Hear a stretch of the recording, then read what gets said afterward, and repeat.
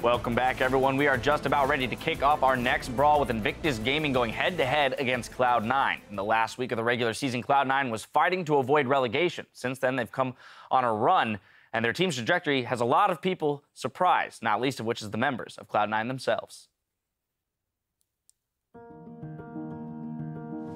That's going to be the Nexus. That's going to be the game. That's going to be a trip to the World Championship for Cloud9. It's not about how many times you get knocked down. It's about how many times you can get back up. It was definitely a big roller coaster this entire season. It felt pretty terrible at the beginning. It kind of felt like inevitably we would just lose. Right when we got high, it kind of felt like we were immediately much better. We are 6 weeks into the season, getting smack daddied, and this is where we turn it around. We shall bounce back from the grave. Even though we didn't get it down all correctly, we still were losing games. It definitely felt like way better. Like, we knew what to do that game. We knew how to play together as a team. Shifter's gonna get taken out by High. A quadra kill for Sneaky as the rest of the team is just on point. It took a while for things to get rolling, I guess, like the gears to start going.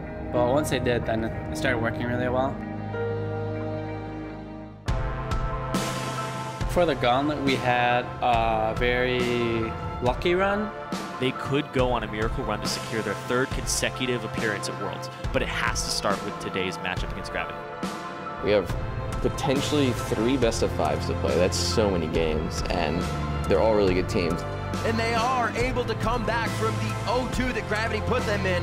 Cloud9 are moving on to take on Impulse. Huh, we beat Gravity. Cloud9's backs against the wall. Their season ends today if they do not win this. Cloud9 get the reverse sweep, and they're gonna face Team Liquid. Wow, we beat Tip. And then we go into the series against Liquid.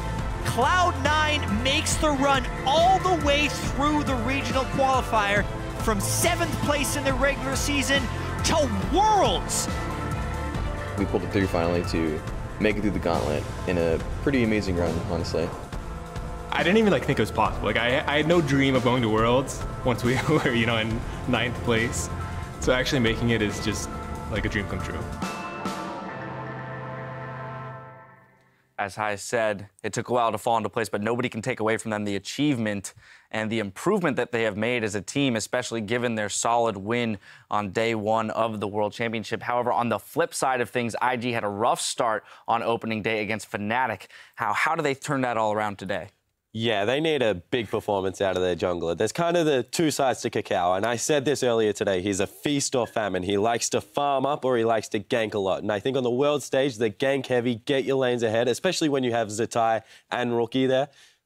Just get them ahead, please. It affects more of the game on an overall state. If you're just farming, you're really just affecting yourself at that point. And I feel like having that carnivorous style is what people are usually going for to see success on the world stage. Well, it's also when Kakao was in Korea, definitely he was known as a highly aggressive jungler, right? Always looking to make those plays. He's one of the greatest junglers of all time, and he needs to show up in this tournament. And don't get me wrong, when he farms, he's still aggressive because he's taking the enemy jungler away. He just plays a very Kakao-focused style of League of Legends. When he plays the likes of Nocturne, Nidalee, these champions that can get huge late game, he needs to be on an early game powerhouse. So let me ask you a question, Spawn. So what was it? We saw IG come up, and they were playing on 5-16 in the regionals. What was it about 5-16, if anything, that really propelled them forward to qualify for the World Championship? Because they were very inconsistent before that. They were. I think you have to take with a grain of salt that they beat EDG in the 3rd, 4th place match. EDG just looked like they were off kilter, so I agree with you.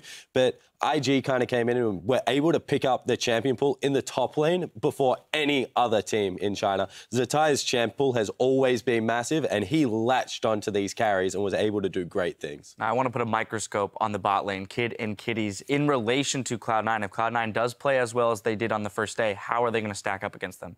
I mean, I think that is a big mismatch, but Kid and Kitties, they probably had the best games I've seen, at least out of Kid, since like season 2. In that gauntlet, or in the, not the gauntlet, but the regional qualifiers. And that was, I think, a big part of their success. But I think that was a massive overperformance. Polarizing is a word I'm going to use there, one way or the other. And generally you just don't get some good stuff. Yeah, that's true. But on the other side of the rift, though, we have Sneaky, who he's up against, who's been a consistent performer for Cloud9, even when they're in their slumps. This has been the lane that they fall back on constantly, and he always seems to come up big, picking Draven and snowballing it in the regional qualifier themselves, and having these picks that he's been picking up. Ashe being able to be a huge tool for the team, and I feel like that helps them out in the pick and ban phase as well. And I feel like Cloud9's bottom lane's always been innovative. Like Ashe, Zyra, they play Zillion. They're just great in that regard. Now you mentioned they also play Karma, all right, and Karma too, not much success. Right. We never said it was good. You spoke about pick ban, and I want to hammer this home. You know, the Veigar pick day one, if we reference the C9 versus AHQ game, was a really big factor in the win there for Cloud9. Is this ban worthy against Incarnation? I definitely think it is. His TP, he's always going to bring it. He's been spamming it in solo queue. You have to see it coming. And if you don't have a solid counter pick for it, and when you counter pick a Veigar, it's usually an assassin. It's usually some pressure from your jungler as well. So Kakao would have to camp the lane. But I think it's ban worthy unless you have a specific strategy for it. I don't know what to think about Cloud9. I knew what to think about them coming into this tournament, and they, to their credit, played a very clean, very smart game against AHQ. But I also saw one of the worst Rengar games from Mountain that I've ever seen. So when the Rengar was necessary to snowball these solo lanes so they could get a split push, otherwise they were just going to be sieged to death. When HQ doesn't get that, the game tends to end quickly. All right, well, it's about that time. Predictions, you know the drills. Irene, you're starting us off. I'm going to go with Cloud9 on this one. I feel like they have the stronger bottom lane. Kid and Kitties are exploitable, and Sneaky is a huge powerhouse for Cloud9. Even though High has a mismatch against Kakao, if Kakao shows up like he did on the first day, which is not showing up at all, then they definitely take away the win here. I'm going with IG here. I think they're going to step up. I have a lot of faith, especially in a jungler like Kakao against a new jungler like High. Kid and Kitties are exploitable, but I think they're exploitable by better teams than Cloud9. Yeah, I have a theory about League of Legends that you need to bring 3 great players and then you just need 2 players to step up. I'm going with Invictus Gaming. They have 3 great players on the top side of the map and Faker Jr. in the mid lane. Rookie is an absolute monster. Well, as he refused to be silenced, Crumbs, who is not scheduled to join us on the desk today, will not be silenced. So, Crumbs, take it away. To come out of my man cave to tell you guys my pick. And of course, it's got to be Cloud9. And let me tell you why. Cloud9, since the beginning of time, has been a team that innovates a lot. They always bring out new picks. The Ashe, the Zyra, the Karma, Draven, Zac, endless picks. And in this tournament that has had so much variety and so many drafts have been lost just in the champ select, Cloud9 is the team to go for. On top of the fact that Sneaky has been performing so well, I think they're going to really put up the fight to Kid and Kitties. And to be honest, if you're on the IG side and you tell me, oh, but what about CZ Tai and the Balls matchup? Isn't that a worrying trend? Isn't CZ Tai just going to stomp all over Balls? Well, to that I tell you, aren't Balls the weakest region in all of us? You know, Cloud9, usually from the first game, we learned that they know how to take that weakness from an underperforming Balls, put him in a champion that's super easy and has a huge impact like Gangplank, and just let him be, let him do his thing. So picks like Malphite, the Maokai, the Gangplank, really put him on something that you don't need much skill in, and he's gonna be super useful, is how Cloud9 is gonna take this. Back to you, Dash. Nothing more needs to be said. Nothing more needs to be said. It's 2-2. We have a split desk between the analysts. Now, as we toss it over to our casters, Rookie has been following Cloud9's turbulent year and believes IG can handle the surging team from North America. 시고 시고 팀이 예전에 되게 잘했잖아요. 하이 선수가 미드였고 그랬을 때 되게 많이 눈여겨봤고 그랬는데 아무래도 이번에는 사실 시구가 그렇게 눈에 띄지 않아서 잘 몰랐는데 하이 선수가 정글러로 가시고 롤드컵 다시 들어오셨더라고요. 그래서 경기를 몇 개 챙겨봤는데 그런 점에서 딱히 그러니까 경계가 된다거나 그러진 않지만 힘들 것 같지도 않은데 일단 어찌됐든 팀이니만큼 신경 쓰면서 방심하지 않고 준비할 생각입니다. Hey guys, welcome back to the casting desk. Let's check out the starting lineups for our 2 teams, Cloud9 versus Invictus Gaming. And of course, for IG, wow, the French crowd. I think we know who they're cheering for. Man, IG, it's Z-Tai in the top lane, Kakao in the jungle, Rookie in the mid lane, Kid at ADC. And finally, down at support, his lane mate Kitties. Their coach, of course, the old KT player, Mafa. Yeah, very impressive roster for these guys. They're going to want to be bouncing back today. On the red side, though, a team that won on the first day of the tournament, Cloud9. Balls in the top lane. High, now in the jungle. Ever since he came out of retirement. Incarnation in the mid lane, European talent there. Sneaky at 80 carry. And Lemon Nation on support with Bubba Dub, of course, standing behind the ball. Power of the mustache. That mustache is pretty epic, dude. It's true, yeah. And I feel like we're coming into another situation where these teams need to prove themselves. Cloud9 needing to prove their win wasn't a fluke. IG just looking for that win. Yeah, Cloud9's composition actually, the first 3 picks when they drafted their composition had a lot of question marks. Like, they're not running many tanks. How are they going to solve this problem? What can they pick to solve it? But then the combination of Veigar and Morgana together really work together. That Cage into Bind, Black Shield to counter some of the Juggernauts. Let's see if they get any of these champions again, because it was a good adaptation, but they did reveal their hand. That's right. It looks like it is time to move into Champ Select, guys, for Invictus Gaming versus Cloud9. The Veigar ban right away banned out, as well as that Morgana. Yeah, I also kind of feel like Incarnation gave away too much in the post-game interview. It's one of those strange things about players. You want them to be more telling of what happens, but they gave away strategy. They said they would blind pick Veigar going into the match against AHQ. Unless it was the ultimate mind game. That's all yeah, it is, man. Because clearly they don't want to pick that champion. Yeah. Alistar, the other ban for IG. Meanwhile, Gangplank, Lulu, and Mordekaiser banned out by Cloud9, and that will lead to a Gragas first pick for IG. Yeah, just hopefully a more aggressive champion here for Kakao.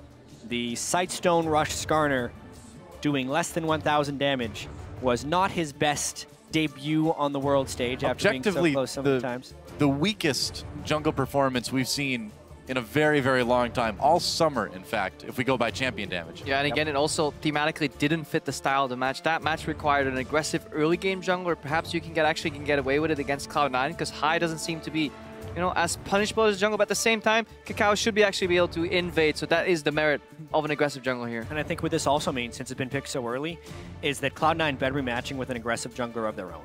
High did play Lee Sin. I actually wouldn't be too surprised if he ended up playing it again, because again, an early Darius pick. Will Cloud9 be able to play around this with enabling champions and jungle pressure? I just don't know about this early Darius. It's been punished so hard now by so many teams. It's won very few games. It's lost a lot. What do you think, Krepo? Yeah, the Gnar matchup is just growing on me. Initially, I thought... Bard. Whoa, there's the Bard. Hang on, boys. Krepo, Bard. All right. Krepo's been talking about Bard.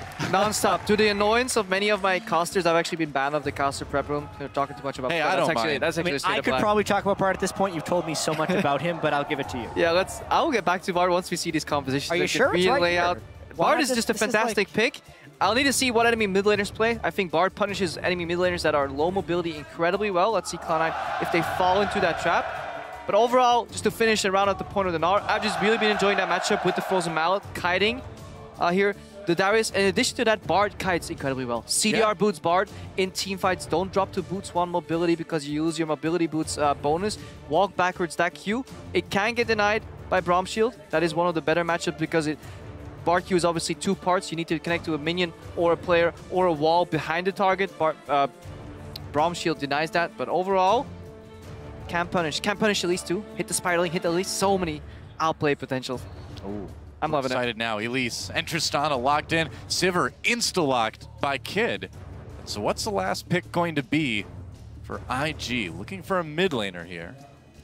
They have to pick it blind and do whatever Incarnation can counterpick with. Twisted Fate has been banned against a lot of different teams, and this would go for a big snowball comp here for Rookie's IG. a great Twisted TF Fate player. Twisted Fate Bard is like one of the classic things that everyone expected to be played with Bard when Twisted Fate came in. The synergy of the TF ultimate as well as the Bard ultimate, just comboing with each other to cut off zones of escape is huge. But it's almost too much into one direction almost, because they're relatively weaker if the ultis really don't come together. Because no teamfight value out of a TF ulti, obviously, since it doesn't matter at all because he's already there. And Bard really wants to make picks too with his ultimate. So very pick-oriented, kind of from Invictus Gaming, wants to split up and then flank with the Gnar potentially later. But we're still looking at Cloud9 here. They want some wave clear on their mid laner, and wave clear mid laners generally do get punished by compositions like this. TF can port in if he gets picked, but he wasn't picked. Obviously, Echo can snipe with parallel convergence, but it's a little hard. Well, Rookie's had some pretty epic games on Echo during the summer, and so this is a very serious pick for Cloud9 to consider as they figure out what Incarnation is going to bring to the mid lane.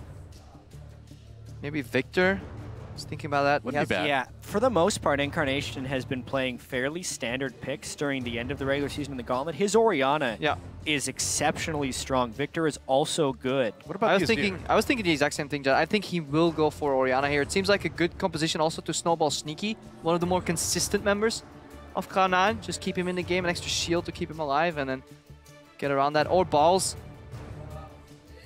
Well, I mean, Command Protect, having the ability to use Shockwave if Darius gets in. Azir. There's the Azir locked in. I feel like it's a good matchup against the Echo. Looks like that's what Incarnation thinks too.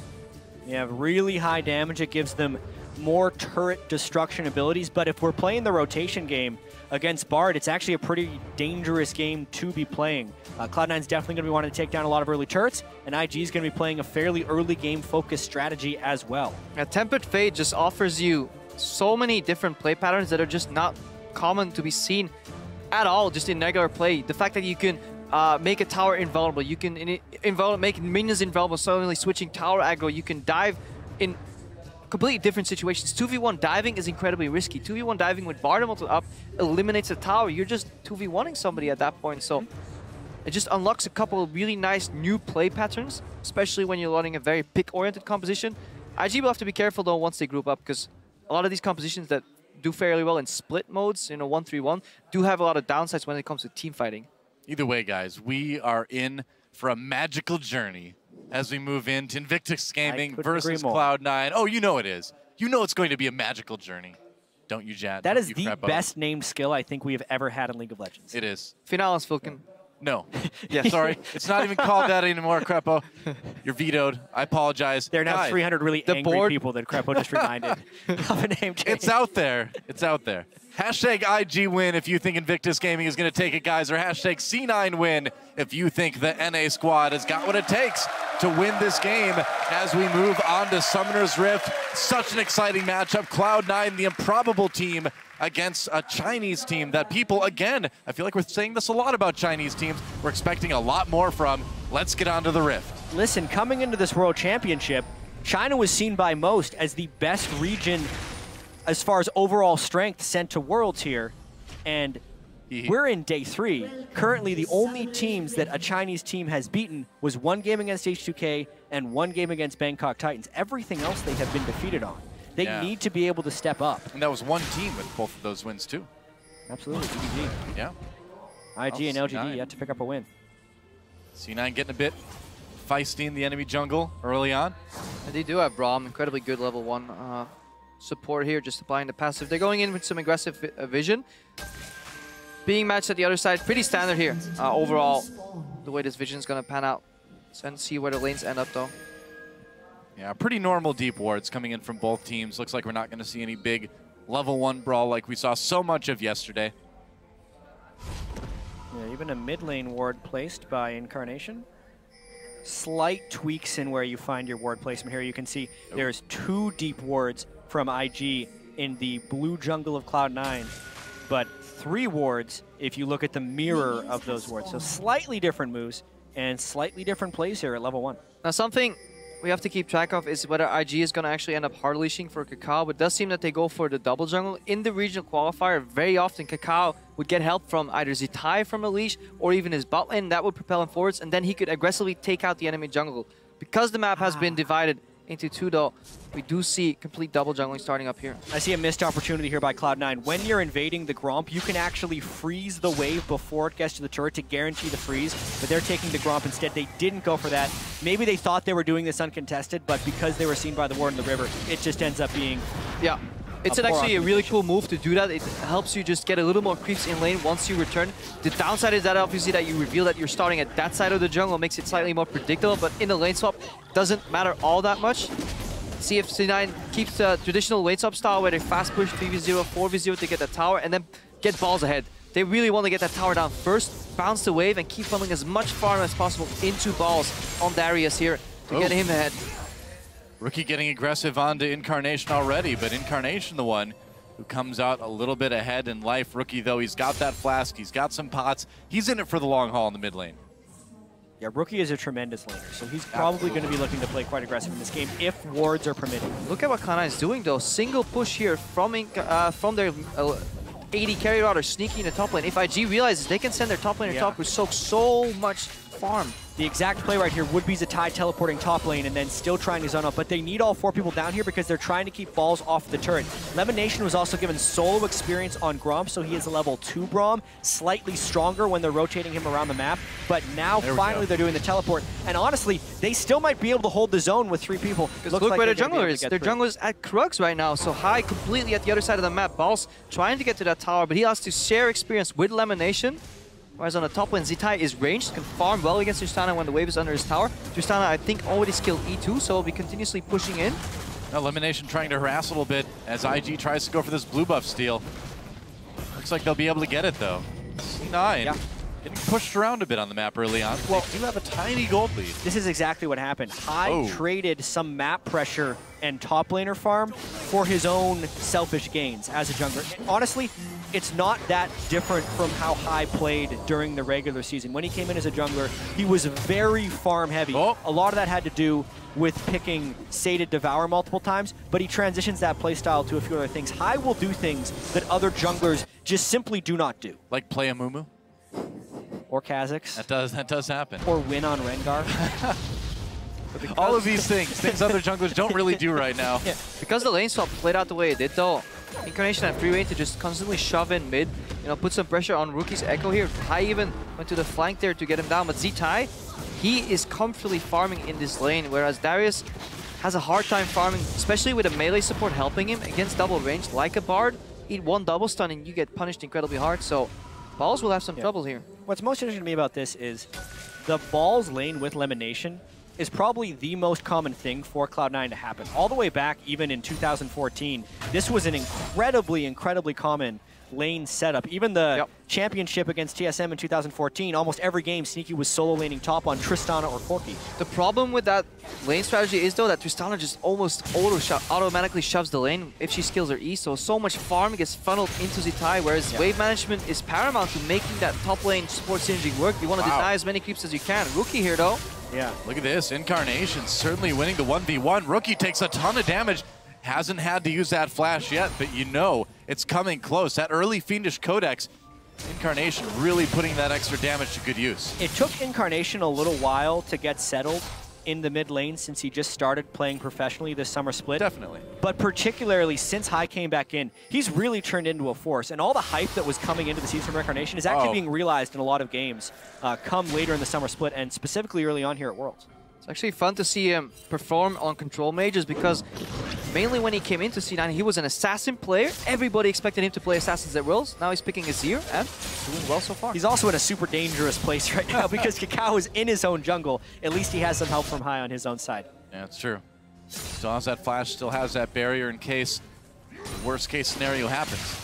Zitai is already a full level ahead of Balls, so we need to see C9 punish somewhere or use the advantage on Sneaky's experience to get an objective, do something.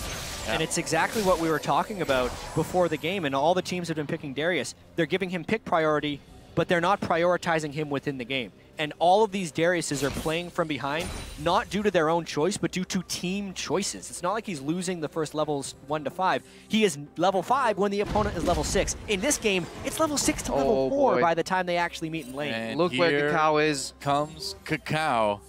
Looks like they're going to try to dive Balls here. Balls underneath the turret. Zitai, Kakao coming in. He is in a lot of trouble. Gets the Q off onto Zitai, but there's a Meganar right away. Stuns come through and Balls has no chance. First blood goes to Zitai. Flashes to avoid some turret hits, but not a bad trade for first blood. The only chance Balls had to survive that gank was if he flashed the Gnar ultimate. He tried to predict a drive, but he got caught by the very end of it and still ended up stunning on the turret. That really hurts him because he lost the wave. Cloud9 almost has to counter, but it's pretty hard to dive here. 3v2 instead of a straight 2v1. Balls does have teleport from base. He almost has to go for it. He's only level 4. This is tricky. Speaking of teleport, they're coming in onto the spot lane. Kitties and Kid in a lot of trouble. Kitties comes back in, gets very low, taken out. Immediately the revenge of Balls is real as Kid takes a lot of damage too. Looks like C9 though has to flee. They got the support, couldn't quite take down Kid though. Meanwhile, a brawl in the mid lane. Incarnation could be in trouble. Flashes out of the stun and Rookie has to back away now. Takes some poking on the way out, but Incarnation, no mana for him.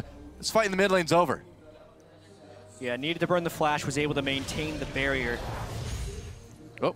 The main play right there was just the bot lane dive. I mean, Cloud9 is trying to force the They've got the double teleport, but none of this changes the fact that Balls is still 2 levels behind Zitai, and it's not necessarily to his own fault. It's the team not having priority. Similar thing happened in their first game against AHQ, where they put him in the lane far behind. And that's also the nature of the game. Bot lanes can play from behind much more easily than top laners because Especially Darius. Especially Darius, indeed. Because 2v2, you can be behind some items as long as there's not a BF sword disparity at all.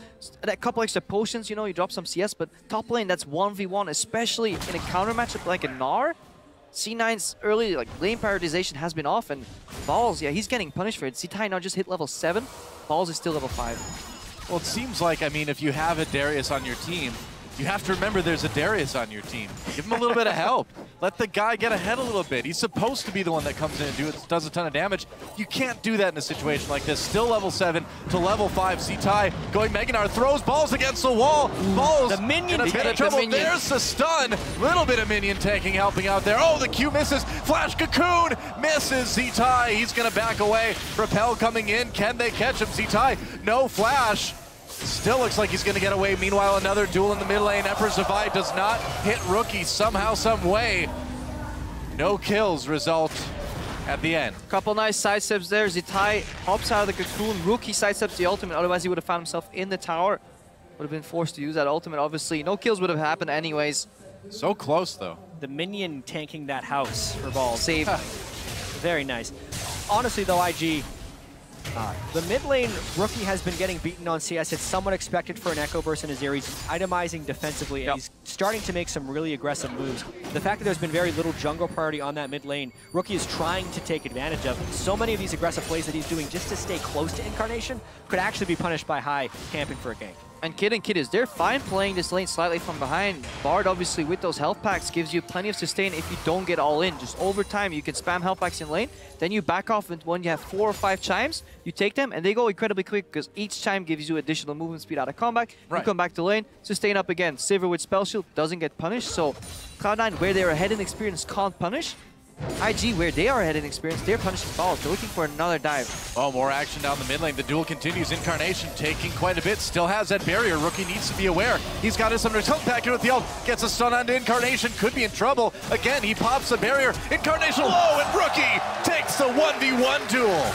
Such aggression by Rookie. Flashing offensively, ulting offensively, dashing offensively. There's no counter to that, and Incarnation finally falls to his aggression. That Ball's in a bit of trouble too. Cacao comes in. Nice ultimate. Pushes Balls back. Doesn't have the flash to get away. Can they catch him? Zitai hopping in off his lane friend.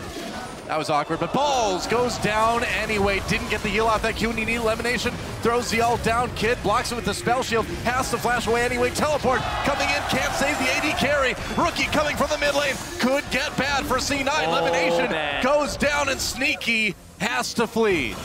A series of unfortunate events for Cloud9 and great events for IG. If Rookie can start snowballing this game, it's going to be incredibly hard for Cloud9 to get turret sieges up. We know how good Rookie is on this Echo, and Cloud9 has to be terrified. But just look at the bravado from Rookie in that mid lane. He's not afraid of High at all. Even though he knows his jungler is setting up a gank in the top lane, he goes so aggressively. High, his top laner died, his bot lane was fighting, his mid laner died, and he was nowhere to be found. So his pathing, used early to get himself ahead, he hasn't used that advantage at all to help his lanes that he actually put behind with the early map movement. Wow, just like that. A little bit of a lead, almost 1,000 gold for IG. Yeah, it's actually fairly surprising with all the things that just went for IG that it's only that much of a gold lead. But the ultimate to kind of start this thing off, not even to save time for the teleport, and it baits Sneaky into going aggressive, but they're against a double teleport team. They don't respect the teleport of Rookie coming in. It's countered, he picks up an easy kill, and Sneaky has to fall away. And that's specifically what Cloud9 has been playing their early game around, is getting Sneaky ahead in the lane. Luckily, he didn't die, but it still gets rid of some of their advantage. Elimination really doing work to at least keep his AD carry alive by slowing down Rookie. Yeah, but also in that top lane, we talked about experience, also CS, Rookie and Incarnation still duking it out here, but Balls trailing behind half the CS of his lane opponent. This is one of the largest gold disparity or CS disparities at 10 minutes that we've seen this entire tournament. Balls really getting the worst end of that champion trade. Yep. Rookie comes in again, the Cocoon gets thrown out, doesn't work. Emperor's Divide, pushes Rookie back, just ults to his former self and escapes. Oh, meanwhile, Turret goes down in bot lane. C9 taking their first. Sneaky and Lemon, aside from that gank, have been winning that lane pretty happily. And this is the way Cloud9's team composition wants to work. Trist takes turrets, Azir takes turrets. They need pressure. The way IG stops it is if they force fights with Echo. That is the matchup, and that's the make or break point in this game. High nearly got bounced back under turret by that explosive cask from Kakao. Would have been a little bit iffy because High still doesn't have that flashback. Looks like they're going to be able to grab an early dragon, though. C9 putting a lot of eggs in Sneaky's basket too. No Avarice Blade picked up by him. Raw damage, BF Sword, Pickaxe. He really wants to get that damage in to win that lane, get some turrets, more map pressure because they need to do something to counteract the advantage that ZZTai has now in that top lane. Yeah, IG grouping a little bit in that mid lane now. I think it's time to move Rookie to a side lane and keep Kiddies in the mid lane, or Kid and Kiddies rather. That also opens up many interesting roam opportunities for Bard. He can roam halfway to the bot and top lane and then just magical journey behind whoever's defending that wave with Tempered Fate. Very true. Specifically, you also want the Echo to have better flank opportunities and a better use of his teleport when it does come up, because that is the way IG stops Cloud9's turret teaming. Rookie getting or having to run. Sneaky getting aggressive there. Looks like he'll make it out. Yeah, and with Rookie being in the mid lane right there, he ends up getting caught. Right now with Kid in the bottom lane, that could very easily be an Echo and a Sivir sitting safely in a turret. So they've lost a little bit of pressure here, and now it's much harder for IG to engage a fight, which is what they need to do to stop the Trist and Azir at the turret. If they get 5 seconds on this turret, maybe even less, they can take it completely down. Yeah, Tristana does a ton of damage. The minions pushing in, but it looks like they'll get cleared pretty easily by IG for now anyway. IG is also way more comfortable in split matchups. 1v1, Gnar wants to just 1v1. Yes, he can flank, but he will beat his lane opponent. Echo can pretty much take on anybody on that Cloud9 lineup, so grouping is not what IG is necessarily looking for. Flanks, just like he pointed out earlier, that's what they want. Push up the side lanes, then converge on the mid lane. Make Cloud9 confused and just try and snipe Sneaky. Ball's just hit level 8 now. He is so far behind both Rookie and ZTai. It's rough, man. The lane discrepancy is gargantuan. Yep. It was 3 levels before he hit level 8. It's just under double CS. Black Cleaver has been completed and then some, whereas Balls is still working on his. Doesn't even have his Kindle gem yet. ZTai could actually hit the Flame Horizon over Balls. That's being 100 CS ahead, something Flame did regularly when he was back on CJ in Korea.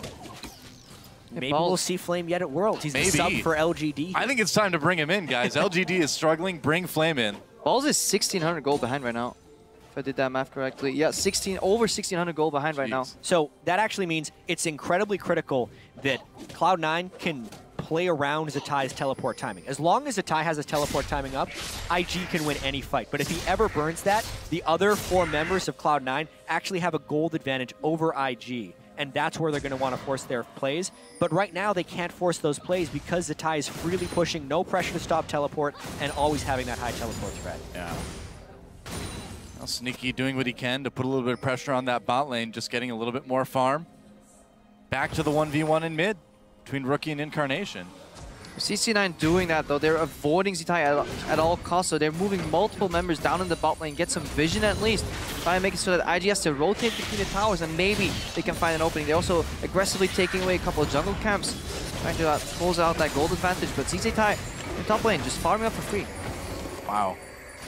Sneaky managing to get a decent amount of damage under that turret for the short time he was there for. This is something we didn't see TSM do, that deep vision in the enemy jungle to propel your lead forward. Please take some map control. C9 do show some mastery of that vision control. It's good. They're being much more aggressive with the little map advantages that they have. They're playing very distinctly around the advantages in the mid and bot lane. Those CS advantages are also growing. That's why this gold in the game is still very close. Nashor's Tooth on Azir is a big power spike. Trist with Infinity Edge is incredibly powerful as well. So frequently, Sneaky will go Avarice Blade and play a farm game, but he knows it is incredibly important that they can push this edge right now. He did not go Avarice Blade this match. Cloud9, they can win fights even without boss, so they have 2 really good teamfight damage dealers, and they have a Braum to potentially deny some skill shots, deny some projectiles, soak up some damage, so by no means are they out of it, especially when it comes to teamfights. But isolated matchup, that's where IG wants to look at. So at this point, if you're Balls, do you just go a little bit more tankier, just try to be the guy that soaks some cooldowns and frees some space up for Incarnation and Sneaky to do their thing? Probably. Yep. you don't want to plan for these situations on Darius. Like, the fact that his bleed now does physical damage, it's not ideal, yeah. Makes Black Cleaver like such a core item, it's not even funny on him. But at this point, you almost just have to eat your losses and just never get your Black Cleaver because he really needs to be able to live in this game. He's probably going to help with Black Cleaver, a little bit. Yeah. IG pushing down, dragging up in about 1:20. And the control around that dragon area starting to be contested a bit. Tempered Fate will be big in this team fight, so that can make or break these long range, suddenly whacking away at you. If Nazir puts up a couple of soldiers, he can poke you out, but if you Tempered Fate him... Kid has to use that ult to get away from the damage of Incarnation, and that is not what IG wants right now. Yeah, this opens up a window for Cloud9 to maybe take this mid lane turret, unless they wanted the Burns and Ties teleport down right now. He just hit Meganar. I think they can. They're gonna, nearly get the turret. Maybe it got it. Yep. Oh, Kid almost died because he walked next to the giant bomb on the turret. You know, Kid and Kitties have been a problem for IG for a long time, and it's not changing in this game. There's still the liability in this team. The fact that Kid has to back here just creates even more pressure. Cloud9 is pushing this. Maybe they can get the teleport out as a tie. That could be. I mean, Kid is not anywhere around without that ADC. Looks like the teleport's going to come in for Zatai. This is good for C9. So good for C9. Yeah. Now they can actually play around even more strongly their strong 4 in this game, as long as balls can just live against the Gnar. Yeah, all you need to do is not give the Gnar a bunch of kills. C9, do you think they can rotate pretty comfortably over to Dragon now, or do you think you go for that top turret? It'll be a very interesting choice. They have one Dragon. Cloud9 typically doesn't win off of Dragon snowballs, so maybe they get the turrets. I think the gold is more advantageous at this point in the game. Yeah, their access to bottom lane jungle or bot jungle is denied too, so moving up top and getting a couple of deep wards, just protecting balls, even if it's just a little bit, making sure so you can get a tower and even a blue buff to boot. That's already enough for C9. They've acquired what they need to off that play. Anything else right now is just a bonus. Makes sense. That is your turret too. Really doing a good job of keeping IG bottled up to spit. Balls finally takes that top turret, getting a bit of farm back. He's not behind Zatai by the entire amount like he was earlier, only down 2 levels. Well, still down 2 levels. Yeah. Sneaky. Oh. Where Zatai goes, Cloud9 goes somewhere else at this point in the game. It's the largest advantage. Just like where Incarnation and Sneaky go, they want to push their strength. They're actually going to get 2 turrets totally out of this Dragon, I think, if they can get a quick push going down here. Well, they can get a lot of damage on it either way. We'll see what they do. Look at the wards too that Cloud9 have backed themselves up for. They have really, they knew that IG was going to go for this Dragon. They didn't really go and look for so many sightseeing and stop it. Cloud9 will get this tower here, but IG's in the mid lane. IG is making a strong power play right here with 5 in the mid lane, trading the turrets as well as the Dragon. It makes the overall Dragon more worth it. But if we see all the turrets that Cloud9 was just able to take down, as well as the additional farm, the gap between balls and Zatai actually closed pretty substantially during that. It's an overall win for Cloud9. Yeah, and overall, they do something really smart. They make sure that at least have one part of the IG's jungle deep water. If you have one element deep water, it's so much easier to get the wards in the other side because you actually have either vision or process of elimination to know roughly where your opponents are. Compare that to the TSM game last game. That vision was completely gone. Dark. It was so hard for them to get that vision. That's why amazing whenever he was defending, he could stop people from coming in. So C9's vision control is a lot better this game. And so much of this, I think, comes down to High's ability to shot call in the mid and late game. Very true. It's something that was completely lacking from Cloud9 in the early season, and it's something that has always been amazing for High at Worlds. Yes, he doesn't do things junglers do in the early game, and Cloud9 pays the price for it. But when they can get into these situations, 21 minutes in, 1,000 gold on IG, and IG has 2 Korean speakers and 3 Chinese speakers, High shot calling should be superior, and it gives a big edge to Cloud9. Now IG taking off a bit of that edge as they take the bot lane tier 1 turret. That's all 3 outer turrets down now in favor of them. Gotta say though, disappointed in Kitties. Would like to see some plays with Tempered Fate. I really think you really haven't been talking about Bard at all. No, because there's nothing happening. But you can find so many openings, but you gotta be creative, moving around the map. From a 1 screen to a 1.5 screen distance, Tempered Fate is almost undodgeable if you cast it properly. You can always go a flash. Cow. The cow right now, forcing C9 out of the jungle. Here we go. Oh, Tempered Fate locks up Elimination High. They're going to keep coming in. There's a teleport for Cloud9. Balls entering the fray here as well. Cow has to flash away. Oh, big explosive cast. Elimination push back into the ult. Slows down IG a little bit anyway. The fight avoided, but a lot of ultimates burned on both sides. Good Braum shield there by Elimination, denying the Cosmic Binding there from Bard. Really key interaction right there. I also thought that maybe Balls would have canceled that teleport. He flashed immediately after landing. I think he was worried about also getting Cosmic Binding. But amongst all that, Cloud9 actually gets another turret. Sometimes they are so good of turning what starts as a bad play into an advantage. A very particular play happened in AHQ where Balls died in the bottom lane and Cloud9 turned it into a massive team fight in the mid lane. This was a microcosm of that type of play. Yeah, that's called a creative shot calling, and that's something High is really good at. Compared to Lost Words, when he went on his little solid snake run on the side lanes with that Zed, just trying to hide. That's something you see High do, and very many other shot callers just can't get to that level. So actually very impressed that Cloud9 managed to come back, because at this meta game, being behind in your top lane or half or double the CS is... We have not seen any other teams be able to play around it. But 2 games now, Cloud9, maybe we have seen another team. You can add it in here. I don't think of it off the top of my head. No, I was just did thinking game 1 against AHQ. Balls went into lane at a level down and 20 CS down, and Cloud9 was able to avoid being punished. I was just thinking Balls trained for this in Korea. I can see why you didn't say it. There you go. He's gone to the Korea time chamber. He's come out 10 times stronger. Yeah. Still slightly abandoned in the early game by his team, but hey. A diamond in the rough. He only died twice. It's pretty good. Hey, I will say, as we have a small lull in the game, of all the NA and EU players that went over to Korea to scrim and play solo queue, Balls put in the most work of any player. He struggled mightily to climb in solo queue. He actually never reached Master, but he played over 300 games in the under 1 month boot camp on top of scrims. Wow. Over 10 games a day on top of, he was playing out of his mind, so much effort, and he has improved. Even if he's not at the level of the other top laners, the work has paid off. I mean, this game overall, he didn't really make any mistakes. Any other top laner would have ended up under a tower about to get dove, so it's just unfortunate that C9 managed to keep him hanging there. High now getting caught. High.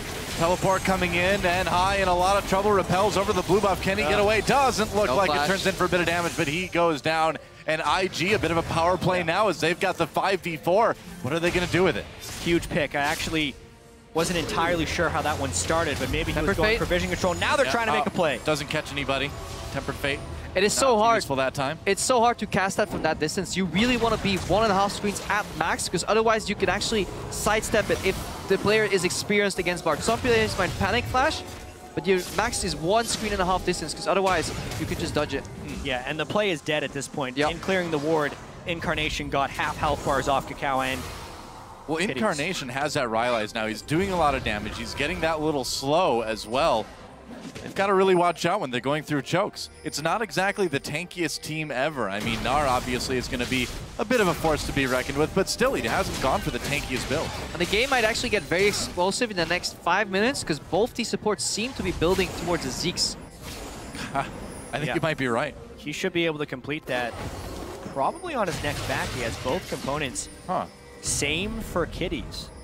I would say Tristana is the scarier AD carry with the Zeke's Harbinger completed because of the quick burst of damage you can do, but Sivir's also no slouch. Oh, Kid taking a lot of damage, has to bring that Sivir out to get away, takes a big crit. Is the bomb enough? Ooh, not quite. Not quite, but again, Kid becoming the liability, getting caught, taken out of the equation, and C9, they can clean up the vision around that Baron pit. They may be able to bait it a bit. Whoa, damage over the wall from Balls. Looks like Rookie's gonna have to use his ult though to get away. This could very well be a Baron fight. Yeah, they have vision control. They know Kid is low without summoner spells, and the ultimate is down on Rookie. Plus, they don't actually see them in here. I still expect IG to come in to fight them. He needs to check with ulti.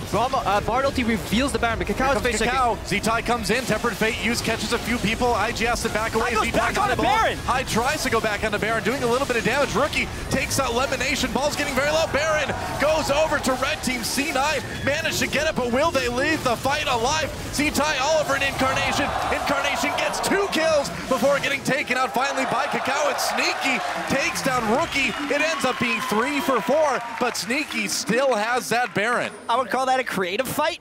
Like, what was that? That was such a strange decision, but ultimately Cloud9 does win the trade. They have 1 person with Baron, which is enough to empower the minions for any siege they do, and they traded 4 kills for 3 kills. So, are you a little bit surprised Sneaky isn't going for this dragon right now?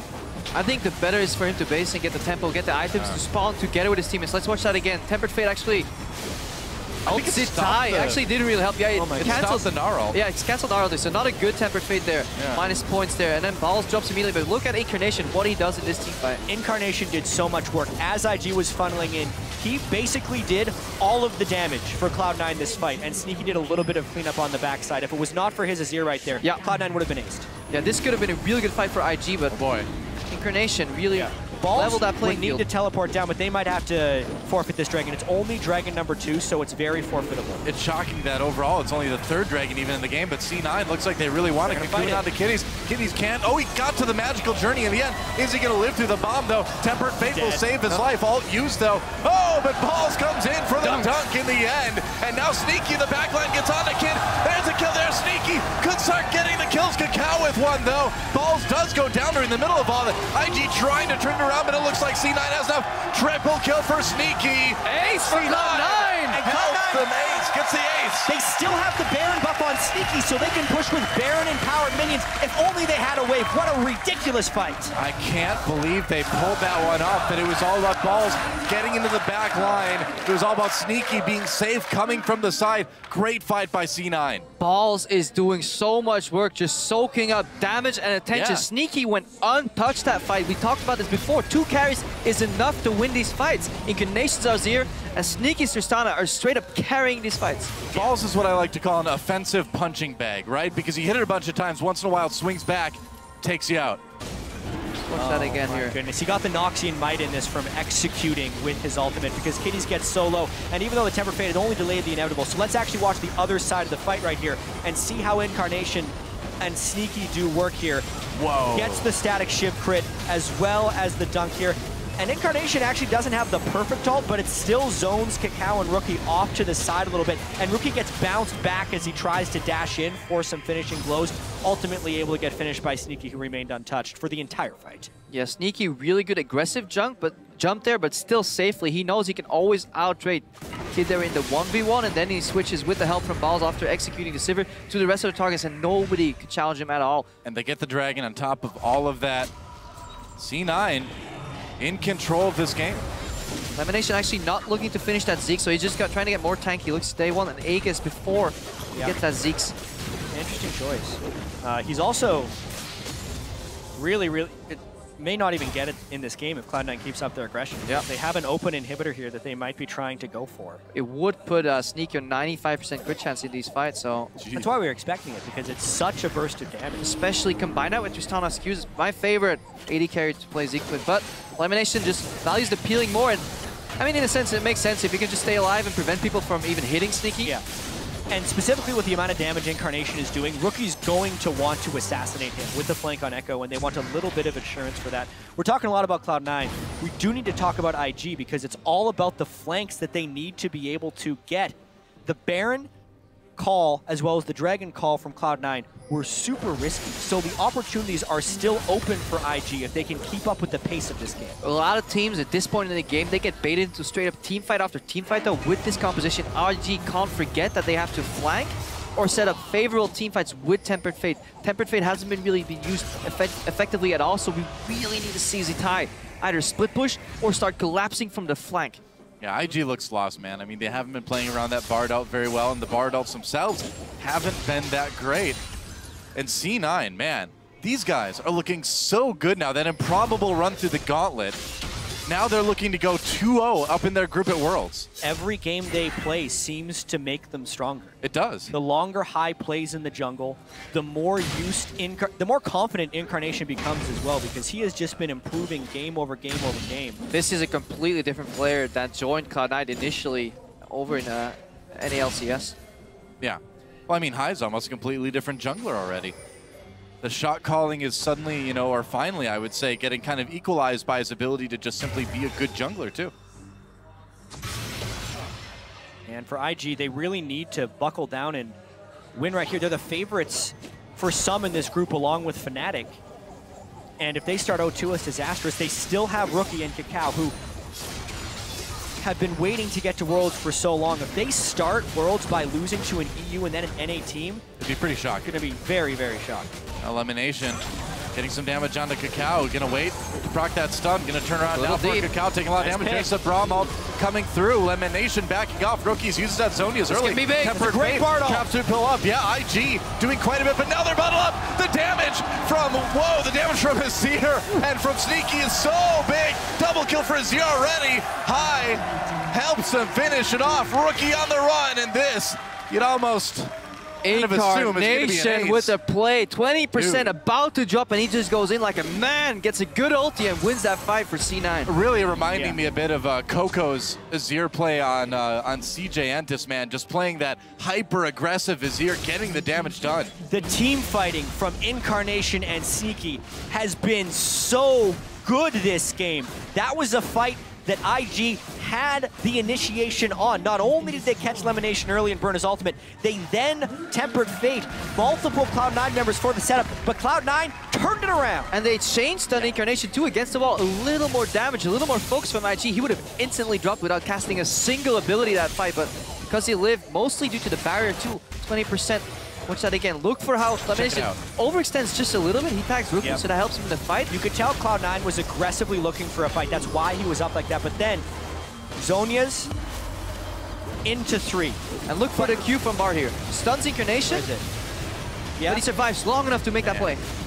Yeah, and then he just flies right into a house, but it doesn't matter. Kid should have flashed over and finished off Incarnation. He was too passive in that fight. He could have changed the entire scope of the fight, and by proxy, this game. I can hardly blame him. Sneaky's been two-shotting him for the majority of the game. You don't want to flash near that if you're going to be executed right afterwards. Sneaky's damage is just out of control right now, both him and Incarnation. And I mean, C9, the other thing about this too is they keep managing to find IG in these choke points, just like the one they're walking through right now. Tempered Fate hits a minion. That's about it. IG needs to back off. Crepo continues to shake his head at the bar play. Sad bar. I'm shaking another two-man Baron. This is a picture replay of the last one, but this time Cloud9 is ready to turn. Bramalt used. Kakao trying to get in the back lines high. Very low. Pops at Zonia's early. Can Incarnation turn this one around again? Big split. C-Tai push back. C9 balls takes down the Bram. There's a big big Gnarl. C9 could be in trouble. Hyper survive. Turns it around though. The damage from Incarnation coming in. There's a double kill again. Already Z-Tai desperately trying to keep the fight under control, and he gets a Rookie with a triple kill, trying to make it away against Balls. He's gonna run for it, and that's a fight that went even up 4 for 4, but it looks like Balls might be able to catch Rookie in the end. Maybe. Yeah, I think Rookie's a little too quick. Not. If he gets a little bit more mana, he can get out of here. Specifically, that is the dangerous shot calling of Cloud9, and this time, he's pretty fast with that dead man's play. But he has no summoner spells. All right. Yeah. Barely doesn't get Whoa! it. He needed to teleport back too because no kidding. 2 inhibitors were down during that, so really Cloud9 would have just had to stall. They end up getting one anyways. But so close. That fight was crazy. That massive Gnar into parallel convergence, and then Rookie going back to it to proc it, almost at Cloud9's demise, but they managed to hang on yet again. Incarnation, very low HP, gets a couple damage spells off, makes the fight even yet again. Yeah, a couple things I noticed about this fight as well. Balls was able to get in the backline very easily because IG is so focused on flanking, nothing is actually killing him, so his slightly behind state doesn't matter. But also, Kid, this fight, flashed forward to kill Sneaky. Yeah, Sneaky was zoned off 3v1. Even with a massive buster shot, it wasn't enough to survive that fight. But right now, we see another Baron setup here from Cloud9. Yeah, the tempo is continually being pushed. This time, Cloud9 with the Azir can kill it so quickly. They got a Bard ult to pit right now. They're doing it fast. Here we go. Baron taken out. Cloud9 already has a Braum ult, catches Kakao, and they're in that choke yet again. Here comes the damage. Tempered Fate locks them down, but it's only delaying the inevitable as C9 comes through. Victorious already in this team fight with a kill on Kakao. Kid trying to run away. They have to burn that Sivir ult to disengage, and C9, now they're coming in with Baron. Only one Nexus turret remaining. Baron-empowered minions will be in 2 different waves. This could be the end of this game. Certainly could be. IG needs to have a miracle fight to turn this one around. Z-Tai is going to need to come up big, but he's so far away from Meganar. That turret dying almost immediately. Rookie desperately goes in, and Z-Tai backs away as well. Double kill already for Incarnation. The damage is 2-0. Watch C9 completes the ace, and they complete the 2-0 already at Worlds. This Cloud9, you know, I think Faith Age is starting to apply to more than just CLG at this point. You just lump in C9 with that. These guys are looking so good. They're almost looking better than Cloud9 from last year, which is crazy to say after this game. Almost. Incarnation's mid lane play in particular is mechanically amazing so far. The plays he was putting out in this game were very impressive. I can't help but wonder though, that IG they took a wrong turn at one point because they could have punished Cloud9 so much harder. No team should be able to come back from that. Your top laner being dove level 4 against level 6 with his pickup composition. But then Cloud9, they find the opening, they chunk out Kid. That one moment in the mid lane where Rookie tried to defend 2 and then they lose their middle tower instead of going for the 1v1 split push. Well, man, credit to Balls as C9 takes a bow, man. He was so far behind, stayed relevant. That's what you got to do as a top laner. You're going to have those games where you're so far behind in levels. And CS, as long as you can just not die, as long as you can just keep it up, keep the farm coming, you can come back and make a difference. And you can see IG is pretty distraught after that loss because the situation that they face is rather daunting. They're 0-2. If Fnatic beats AHQ, there would be multiple 2-0 teams that they have to come back on, and only the top 2 teams make it out of groups. It was feeling like an inevitability for most IG fans as well as IG that they would make it out of this group, but they are now faced with a much different reality. Well, IG too, coming into this, I mean, a lot of the Chinese analysts saying this team is very inconsistent. They have the high highs and the low lows, but we expected more than this. If Fnatic continue to dominate the group, which a lot of people expect, IG still control their own fate. In the rematch against Cloud9, beating HQ potentially twice, which is the weaker opponent from them left so far, they can still tie it up in the group. We can see a very exciting finish closure next week in this group. That's true. It's a double round robin. Everybody has to play everybody else twice. So these first games, while they are telling, while they are important, you can compensate for it. You can come back with a better plan next time. We'll have to see if IG can come back and do that next week. Yeah, that was thinking about this game a little bit more. We're wondering, like, where did IG go astray? Because they had the top lane advantage, and so much that, and some of it is in Bard because they weren't able to force any team fights.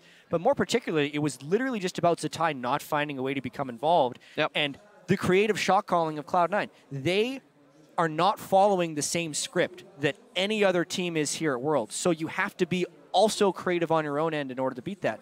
The moves and rotations they're making are things other teams just aren't doing. There was such a big disparity between Balls and Zatai, but the even bigger disparity in this game was the way Cloud9 played around their weaknesses compared to how IG failed to play around their strengths. And that really allowed Cloud9 to come back into the game, and then they did it phenomenally, though. To come back from such a large deficit, I think it may have even been the largest CS deficit at 10 minutes, was something like 36-70 that we've seen in the top lane this entire tournament. They still managed to beat that, and Balls still stayed relevant. There was a point where it was like 140-70. That was disgusting. It got that bad. Yep.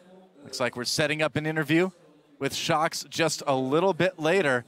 And it looks like we've got High and Sneaky on the desk, if I can tell properly from behind here. Yeah, that's going to be it. Speaking of Sneaky, that's another one of the strengths that Cloud9 had on the team. We talked so much about Zatai and Balls being a mismatch. Sneaky and Lemon over Kid and Kitties was very exposing for Kid and Kitties. They have been known as the weaker bottom lane of the Chinese teams that are coming here to Worlds. They certainly and they're getting beaten pretty heavily. And if you're in a situation like that, you can't play the Bard because Bard needs pretty immaculate team cohesion, bot lane cohesion to make it work. And a lot of roams, really, just to make those picks. But most importantly, for me, Sneaky, while any of the members of Cloud9 have been fluctuating in skill up and down during maybe the entire summer split, steady. I think Sneaky is the most consistent, one of the most consistent players in the NALCS, rather, and the most consistent player on Cloud9. He has always been a threat to be reckoned with, especially on AD carries like Tristana, where he's not afraid to jump aggressively and make that play. So I'm a big Sneaky fan.